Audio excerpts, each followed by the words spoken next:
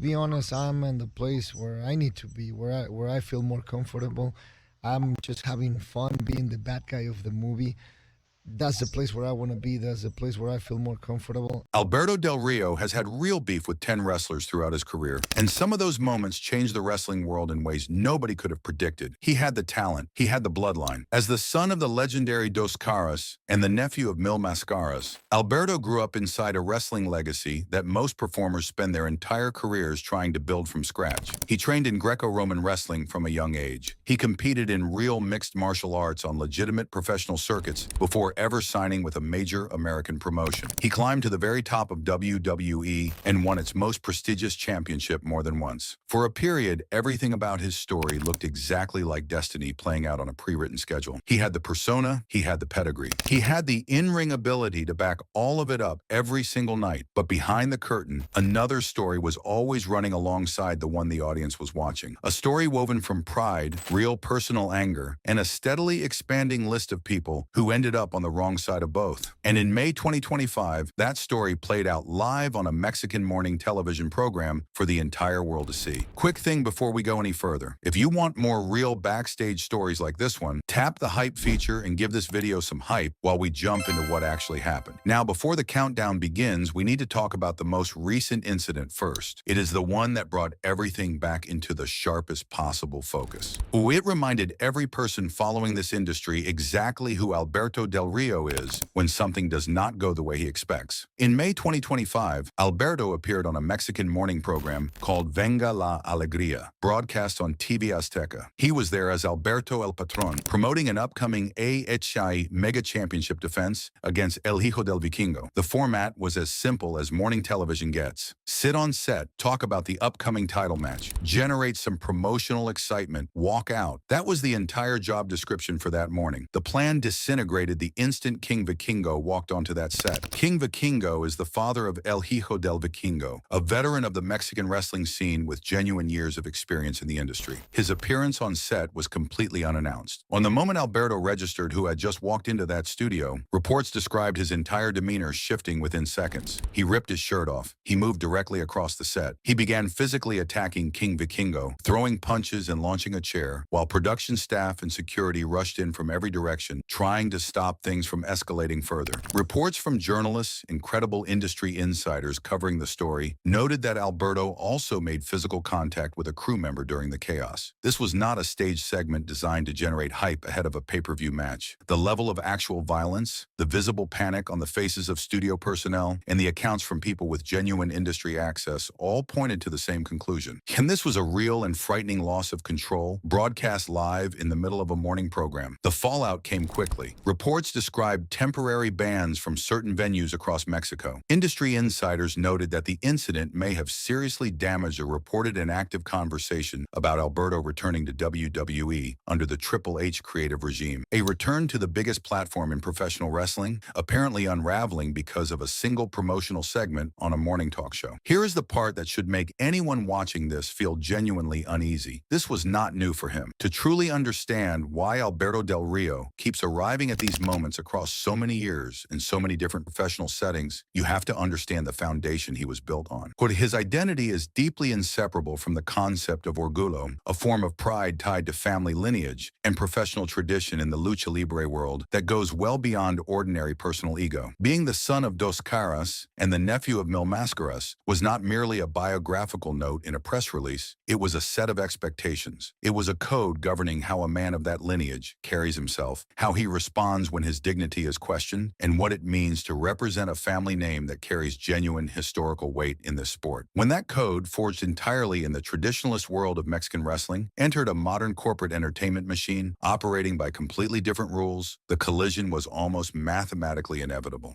And that collision is the thread connecting every entry on this countdown. There is a version of Alberto Del Rio that almost every person in professional wrestling respects at some level. The technique was real. The family legacy was real. The championship run funds were real, but the capacity to consistently turn that talent into lasting positive outcomes was undermined again and again by the same emotional pattern operating underneath all of it. Understanding why requires sitting with the cultural context rather than simply cataloging the individual incidents. When pride is not just a personal quality, but a cultural obligation passed down through generations of professional wrestlers, the stakes of every perceived disrespect are elevated in ways that most outside observers never fully account for. That framing does not remove responsibility, but it does make the pattern more legible. That is the foundation. Now we go through all 10, starting at number 10 and building toward the one that tells the most complete and honest story of who Alberto Del Rio really is. Number 10, Ryback. Ryan Reeves, known to WWE audiences as Ryback, was never going to earn Alberto Del Rio's respect. Not because of anything he did or did not do in a specific incident, but because of what he fundamentally was as a performer and how he had arrived at his position. Ryback was a powerhouse built around physical size, intensity, and a simplified in-ring approach that prioritized crowd reaction and visceral impact over technical depth and athletic nuance. His career was constructed around a character and a physical presence, rather than on the kind of deep, legitimate athletic background that Del Rio considered the absolute minimum standard for professional credibility. In Del Rio's view, Ryback had skipped the foundation entirely and was working from a structure that had no real right to exist at that level. Del Rio said so, repeatedly, in shoot interviews and media appearances conducted without apparent concern for how the comments would land. He dismissed Ryback as one-dimensional. He called the intensity artificial. He characterized Ryback as a performer who had no genuine understanding of what professional wrestling actually was at its core. From Del Rio's perspective, that assessment was not harsh. It was accurate. Real wrestlers, in his specific definition, earned that title through years of legitimate athletic training, competitive martial arts at a professional level, and a genuine commitment to a physically demanding craft. Ryback had not walked that path. That fact to Del Rio was sufficient reason for permanent dismissal. Ryback had a different reading. On his podcast, Conversation with the Big Guy, he described Del Rio as carrying an elitist attitude that made him genuinely difficult to work around in the locker room. In Ryback's experience, Del Rio carried himself as though his lineage, his combat sports background, and his famous family name placed him in an entirely separate category from the rest of the roster. Not just from certain performers, from the roster as a whole, but from the basic professional courtesies and mutual respect that most performers extended to each other regardless of personal standing. The result was a sustained Cold War that stretched well beyond either man's active time with the company. When not required to interact professionally, they avoided each other. When required to occupy the same space, the atmosphere was cold and functional at best. Long after both had moved on from WWE, the insults continued flowing through podcasts and shoot interviews where airing old grievances had become its own entertainment genre. No physical confrontation, no dramatic flashpoint, just a deeply entrenched mutual contempt that found no resolution and did not seek one. In a career filled with confrontations that escalated dramatically and publicly, the Ryback Cold War almost looks restrained, but it still reveals how Del Rio operated in group environments when he decided someone had not met his standard for the room. What made the Ryback conflict particularly telling was how Del Rio used it to define himself against someone he considered a symbol of everything wrong with modern wrestling. He was not just dismissing one performer, he was making a statement about the entire direction of sports entertainment as a business model. Del Rio believed wrestling owed its credibility to men who could legitimately fight, who had competed under real athletic conditions, and who brought something authentic to the performance. Ryback, in his reading, represented a template built entirely on presentation without substance underneath, and Del Rio had no patience for templates. Number 9, The Miz. The way Alberto Del Rio talked about The Miz tells you considerably more about Del Rio than about Mike Mizzanin. The honest truth about Mike Mizzanin is that his career represents one of the more improbable success stories in WWE history. He entered professional wrestling through reality television, through an appearance on MTV's The Real World, and the locker room made him pay for that origin every day for years. He was treated as someone who did not belong and expected to prove otherwise constantly. Most of his peers eventually looked at what he had actually built through sustained effort and adjusted their opinion accordingly. Alberto Del Rio never made that adjustment. He froze his view of Mizzanin early and kept it there regardless of what changed around it. Del Rio described The Miz publicly as a loud, stupid kid. He called his wrestling style safe and without grit, lacking the substance that real high-level competition requires. But this conflict was never truly about Mike Mizzanin as a person. It was philosophical. The Miz, to Del Rio, represented everything the wrestling business was becoming that it should not be. A path into the industry that bypassed every foundation foundation Del Rio considered non-negotiable. No years of legitimate athletic training, no combat sports competition, no multi-generational family connection to the craft. Instead, a reality television credit and a personality that translated well under studio lighting. Sports entertainment gloss applied over a space Del Rio believed belonged to real wrestlers. Del Rio came from multi-generational wrestling royalty with deep roots in real combat sport.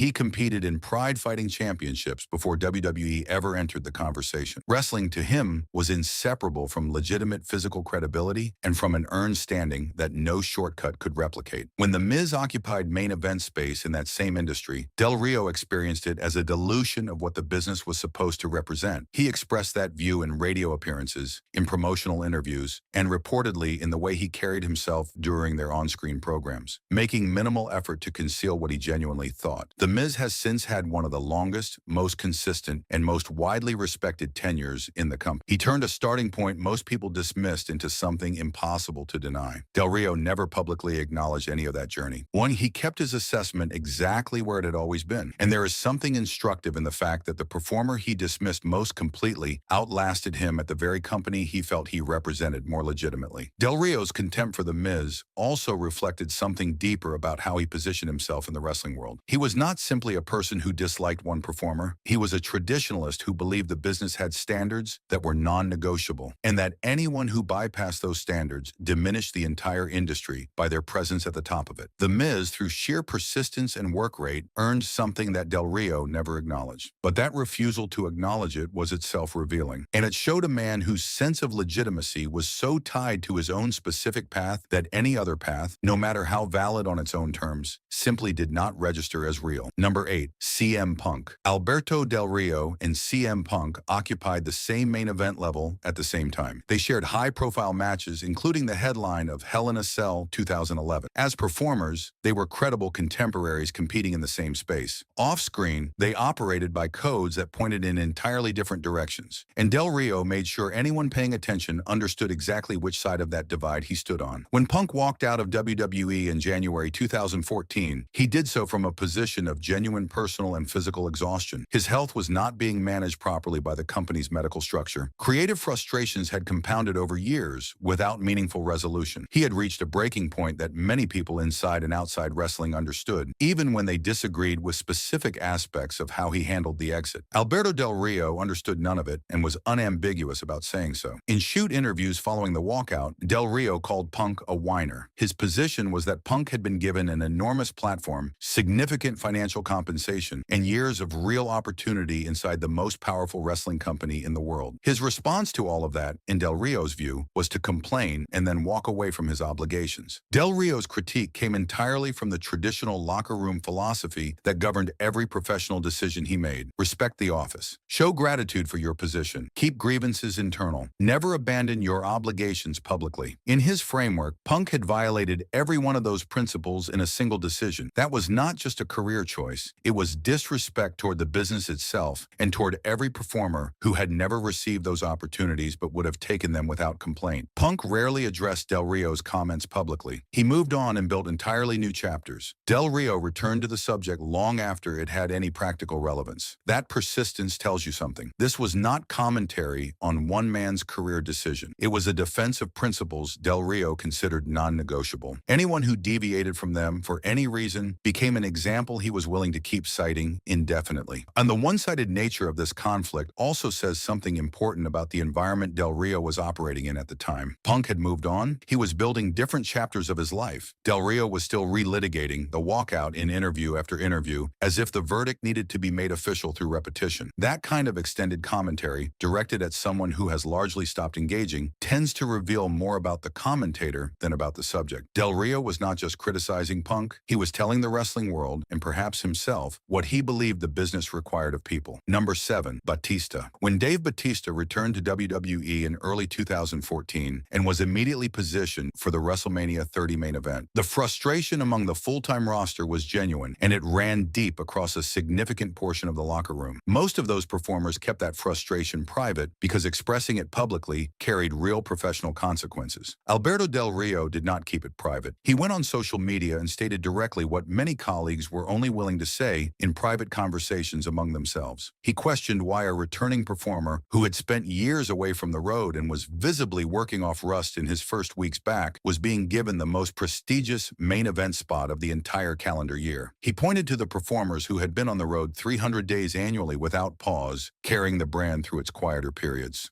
doing the unglamorous work that never generated mainstream headlines or celebrity coverage. He framed it as a direct question about what those booking decisions communicated to the full-time workforce about the actual value of sustained loyalty and consistent effort. There was a structural honesty in this complaint that set it apart from some of Del Rio's other public statements. This was not primarily personal animosity toward Batista as an individual. Batista had legitimate star power and a real history with the company. The frustration was aimed at a system that consistently prioritized returning legend appeal over the contributions of people who had never left. Del Rio was not alone in feeling it. He was simply the only person willing to attach his name to it publicly and accept whatever consequences followed. WWE management recognized the organic heat embedded in the situation and decided to use it. They built an on-screen program from the authentic tension, giving Del Rio promotional segments where he could voice real versions of his frustrations in a scripted format. The match at Elimination Chamber 2014 came out of that decision. For a brief and unusual stretch, Del Rio's instinct to say publicly what most people keep private actually served him professionally within the very corporate structure he spent so much of his career pushing against. The bitterness underneath the work was real. That gave the program a texture that purely manufactured creative conflict almost never achieves. The Batista situation also revealed something about Del Rio's relationship with the audience. When he took his frustrations public on social media, while the response from wrestling fans was largely sympathetic, a significant portion of the fan community felt the same way about the booking decision and appreciated that someone was willing to say it out loud. For a brief moment, Del Rio was channeling a collective frustration into a public statement, and the crowd recognized it. That ability to speak to genuine feelings in the audience was always present in him. The problem was that this skill only appeared consistently when the frustration was real and the cause was clearly legitimate. Number 6. Konnan. No single professional relationship in Alberto Del Rio's career captures the full complexity of Mexican wrestling's internal politics quite like his history with Konnan. Charles Ashenoff, known throughout the industry as Konnan,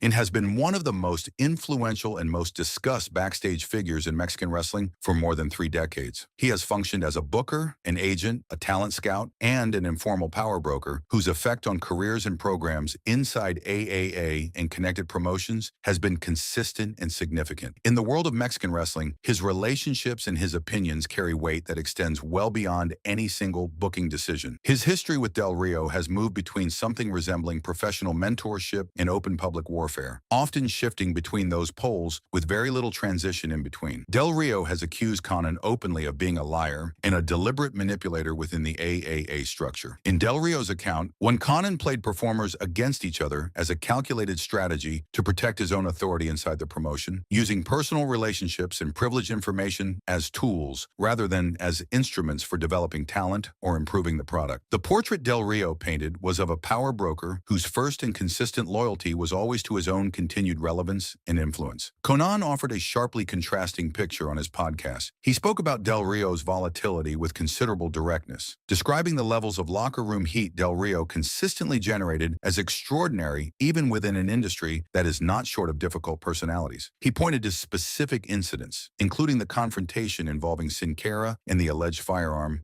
as concrete examples of the kinds of explosive situations that regularly had to be managed around Del Rio throughout his career. From Konnan's perspective, Del Rio was the most unpredictable and combustible element in any professional space he occupied, and attributing the consequences of that pattern to external political manipulation was a way of refusing accountability for his own role in creating the situations he consistently complained about. Both men continue to operate in overlapping spaces in Mexican wrestling because the industry's internal community is too tightly connected to allow for clean separation. They have aligned when their professional interests converge closely enough to make cooperation more practical than conflict. But the underlying trust between them, whatever it once was, has never genuinely recovered. Each sees the other through a lens fixed years ago and showing no signs of developing any new clarity. The Konnan situation is also a reminder that Mexican wrestling's internal politics are genuinely complex. The AAA ecosystem involves competing interests, generational rivalries, personal loyalties, and long histories between families and promotions. Both Del Rio and Konnan have operated inside those politics for their entire careers. years. The accusations each has leveled at the other may both contain real elements of truth while also reflecting the perspectives of two men who have each, at various points, been trying to protect their own position inside a competitive and complicated environment. Whether either of them is wholly right or wholly wrong about the other is probably a question without a clean answer. Number 5. Triple H. Paul Levesque, known to the world as Triple H, was among the most important people in WWE to recognize Alberto Del Rio's potential early and act on that recognition in a concrete and significant way. He played a direct role in bringing Del Rio to the company and in positioning him for a major early push. He was involved in Del Rio winning the 2011 Royal Rumble, which stands as one of the highest profile opportunities the company produces on a regular basis. The platform that Triple H helped build for Del Rio was real and substantial, the kind that most performers in the industry never reach regardless of how long they pursue it. What Del Rio offered in return was a sequence of live stream rants on the platform Periscope, recorded visibly in an intoxicated state, in which he mocked Triple H's physical appearance using language about the size of his nose, challenged him to a real-life physical confrontation, and accused him in specific terms of using his political position within WWE to deliberately suppress Del Rio's career and restrict his earning potential. He invited Triple H to come to his restaurant in San Antonio and settle the matter face-to-face between the two of them, without corporate hierarchy as a buffer. He was specific in his accusations, aggressive in his delivery, and entirely public, with fans and media outlets capturing and circulating the content in real time as it played out live on the internet. At the time those videos appeared, they seemed to represent the permanent end of any working relationship between the two. And in most professional environments, that outcome would be final. But wrestling has always operated by rules that differ meaningfully from most other industries, and time combined with sufficient mutual incentive has a way of softening even the most aggressively burned bridges. Reports emerged in later years that the two men had found a way to move past the animosity. Under the Triple H creative regime, a WWE return for Del Rio had reportedly entered real conversation. Whether the events of May 2025 close that door again is a question the industry has been sitting with ever since.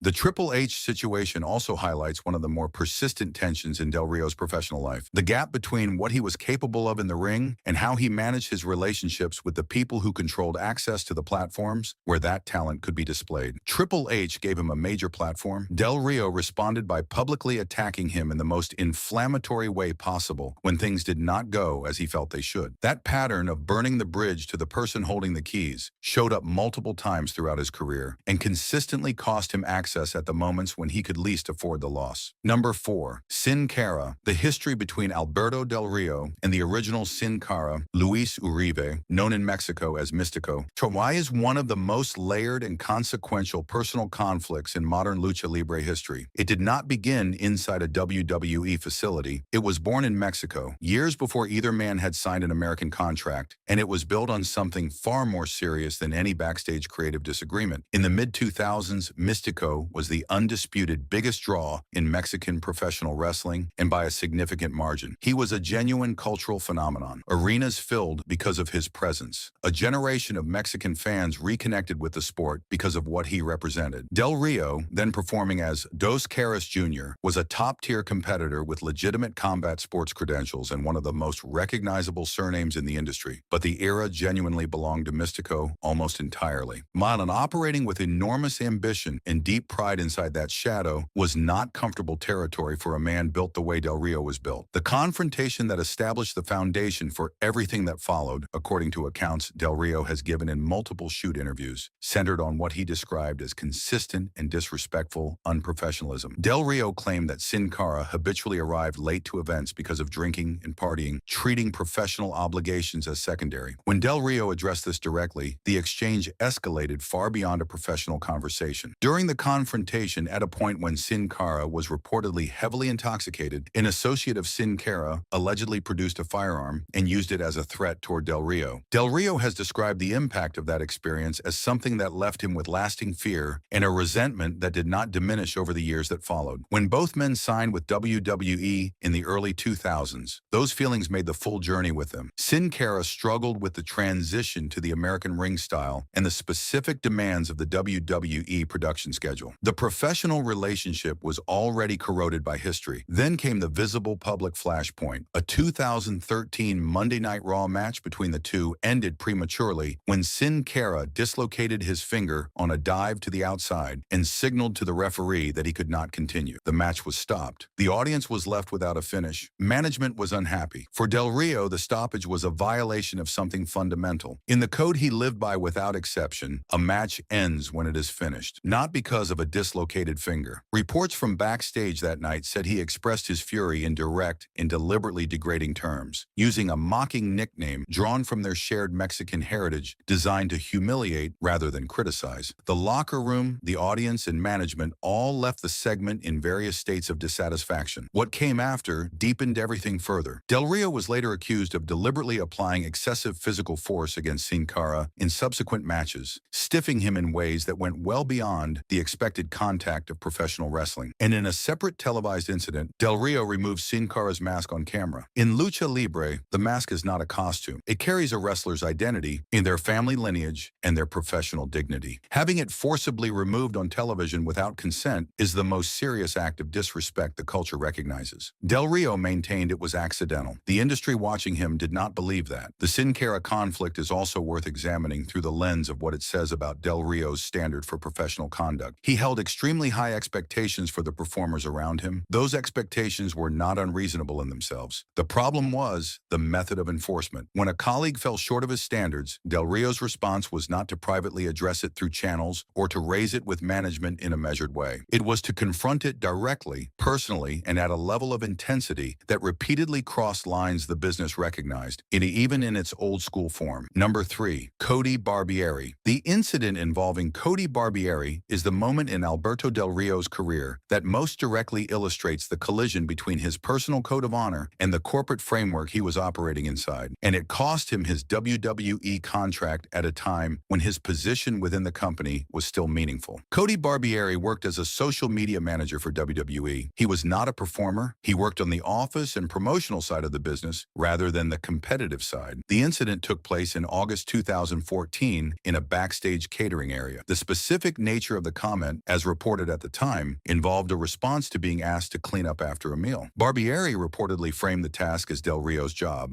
delivered in a way that carried a racist or xenophobic implication, drawing on a stereotype about Mexicans in service roles. The comment was not made directly to Del Rio, but was heard or reported back to him. When Del Rio confronted Barbieri and demanded a direct apology, Barbieri did not provide one. Multiple reports indicated that he responded by laughing in Del Rio's face. Del Rio slapped him. WWE terminated Del Rio's contract, not Barbieri's, Del Rio's. The company cited its no-violence policy and unprofessional conduct as the stated reasons. But reporting from credible industry sources at the time, including detailed notes attributed to Dave Meltzer, pointed to a more specific organizational calculation. So WWE was already managing a separate legal situation involving an incident in which Big Show had struck a non-wrestler employee during a filmed vignette. Management concluded that retaining the talent who had physically struck a staff member, regardless of the provocation preceding it, created a litigation exposure the company was not willing to accept. Del Rio was removed as a risk management decision rather than primarily as an ethical one. Del Rio was initially told he was facing a suspension. When the outcome became a termination, reports indicated he told the person on the call that if he was not being reinstated before the conversation ended, he was done permanently. The call ended without reinstatement. He left and did not return. In subsequent interviews, Del Rio was consistent in his position. He stated that racist commentary was a regular feature of the WWE workplace, particularly from people with genuine institutional power. He had chosen to absorb it from those people because the political reality of his situation required that kind of management. But the same treatment from someone with no real authority over him was categorically different. For Del Rio, the seniority of the person making the comment was the dividing line. Barbieri had operated on entirely the wrong side of it. There are two honest readings of this incident that do not cancel each other out. One in which Del Rio was pushed to a real limit by something genuinely offensive. One in which his response, whatever preceded it, was professionally catastrophic and within his control to have avoided. Both readings survive scrutiny, for his consistent refusal to express any regret about the decision reveals more about his priorities than any company statement ever could. The Barbieri incident also forced an important and uncomfortable conversation about what WWE's no-violence policy actually protected and who it protected it for. Del Rio's argument was not without substance. If the workplace genuinely had a problem with racist commentary from people in positions of influence, and if the company's response was to discipline the person who pushed back physically rather than the person who created the provocation, that policy was functioning as a one-way shield. Del Rio paid the price for that dynamic dynamic in a very direct way.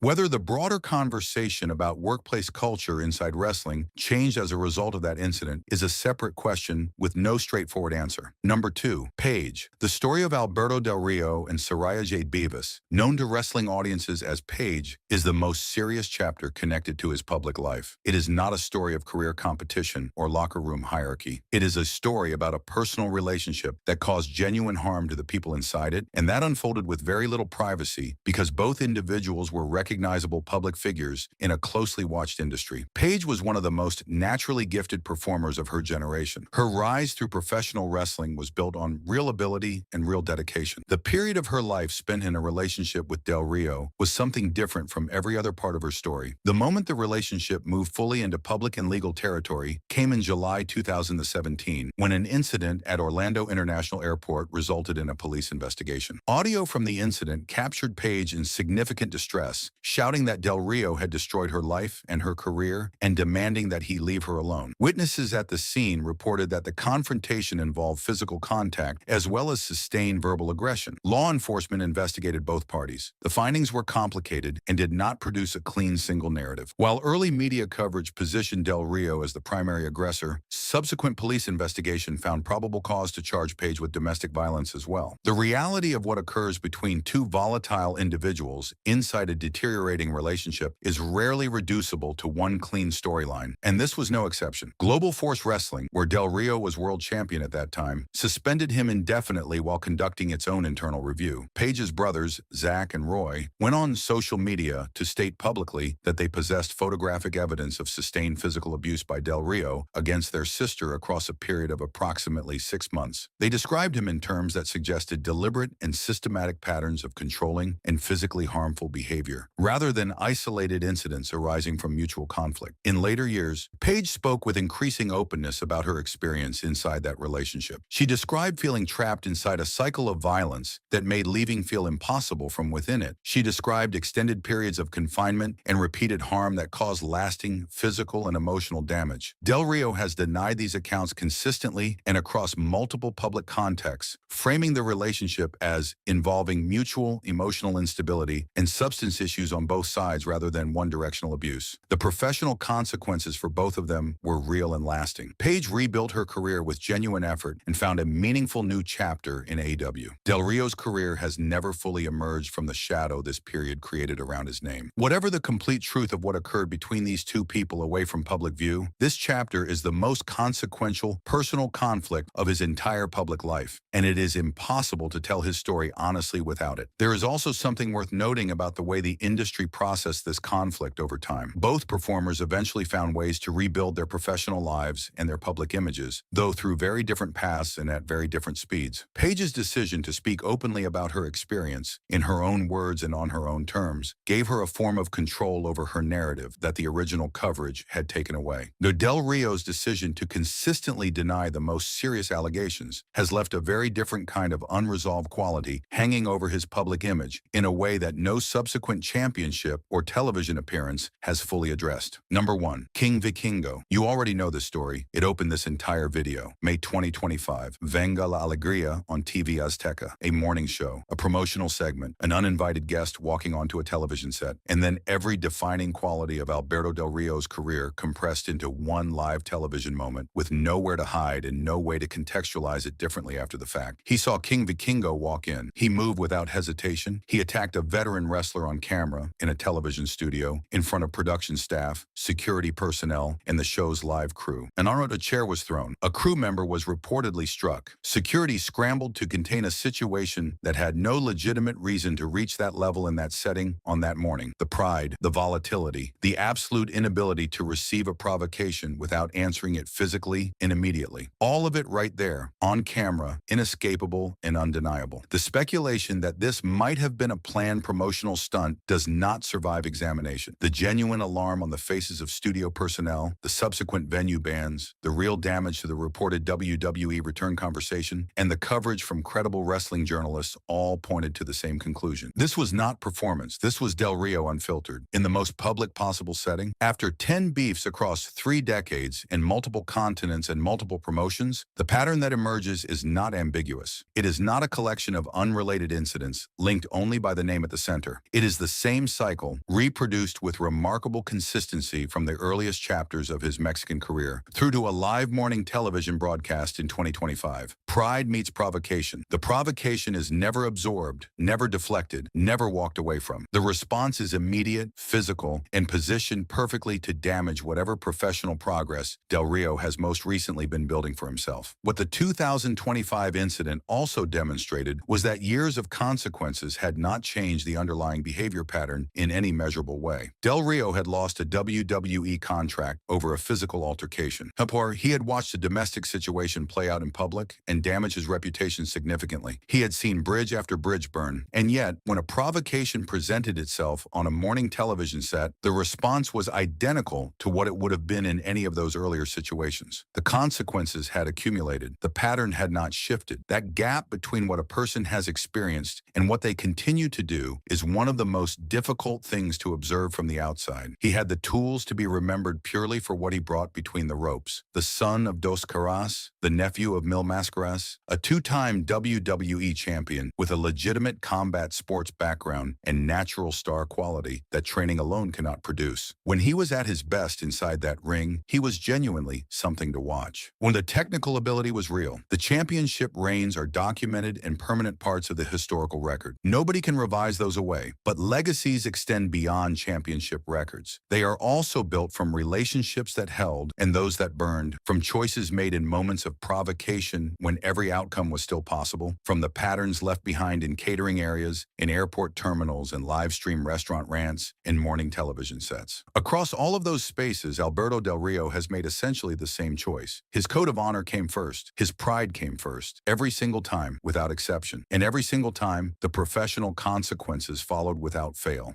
Wrestling works best when performers channel everything fierce and proud and volatile inside them directly into the work, into the matches and the moments, and the legacy that outlasts every contract and every controversy. Del Rio still carries the name. He still carries a lineage that means something genuine in this sport. There is still, in theory, a version of this story that ends somewhere more worthy of the talent he was born with and built through years of real hard work. But that version requires the pattern to finally change. And after 30+ years of a very public life, the evidence for that change has been genuinely difficult to find. What is also worth noting is the distance between how Del Rio has publicly described himself across the years and what the documented record of his behavior actually shows. Honey, he has spoken in interviews about respect, about the importance of earning your place, about the traditions that give wrestling its meaning. Those are not cynical statements. He appears to genuinely believe in them. But the gap between the philosophy he articulates and the pattern of behavior that keeps appearing in the documented record is one of the most persistent and most puzzling aspects of his entire career. A man who cares deeply about respect keeps generating situations in which he is remembered primarily for its absence. Drop a comment below with the specific beef from this list that genuinely surprised you the most, and tell us why. Like the video if you genuinely took something real from it today, and subscribe so you never miss another real backstage story from deep inside the world of professional wrestling.